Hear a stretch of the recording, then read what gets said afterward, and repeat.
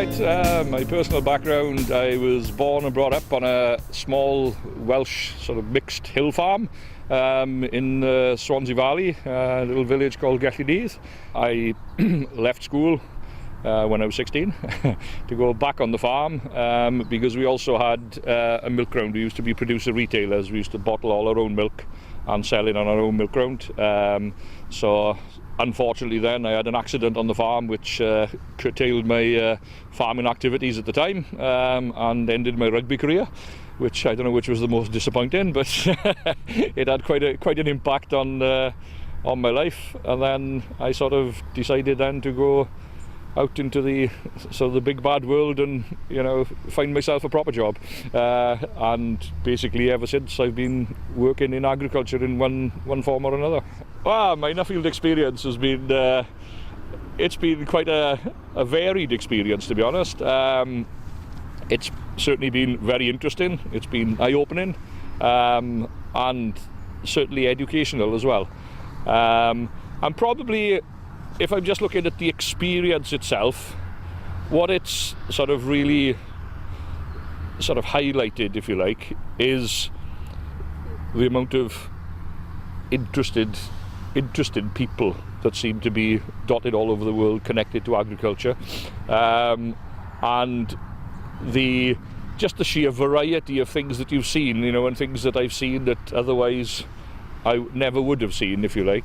Yeah, on a serious point with my actual topic, which is all about the role of grass in lowering the cost of production on UK farms, the key things that it just kept coming back to all the time was the absolutely vital nature of soil fertility and the huge impact that rotational grazing can have on the sheer amount and quality of grass that can be grown. So from a UK perspective and from my key findings, those were the big things. You know, I was going to farms that were obsessional about getting their soil fertility right, and all around them were brown sort of barren lands, and then you went to their farm and everything was green, and it was absolutely mind-boggling. And it just hammered home the message that if you get your soil fertility right, then it gives you a fantastically good base with which then to grow crops of whatever nature.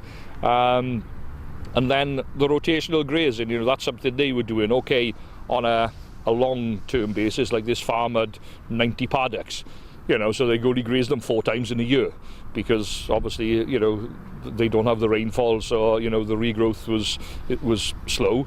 But it was the rotational grazing over there that had built up the soil fertility, because you concentrated all the nutrient load in.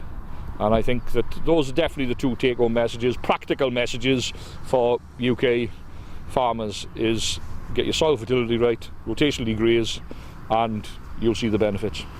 Since I've finished my travels, I've actually started up my own little business doing grassland advisory work, so I suppose it can't take the full credit, but it can take part of the credit. It was something I was always wanting to do. I knew I had a few significant gaps in my knowledge that I needed to fill before I'd be happy to go it alone. It allowed me to really have an in-depth focus in my area of particular interest, which is obviously the grass and the grazing and soil, and it's helped me, you know, be able to start up my own business, and it has certainly raised my profile as well.